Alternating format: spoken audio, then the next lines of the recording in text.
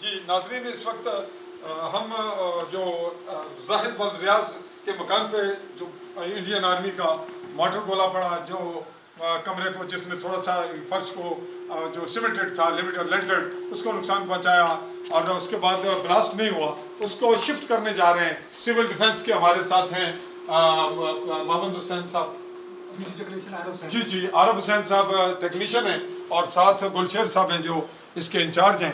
تو ہم اس کو اب شفٹ کرنے جا رہے ہیں تاکہ سول آبادی جو ہے وہ محفوظ بھی رہے، اور جو گھر والے ہیں وہ بھی سکون سے باقی وقت گزاریں۔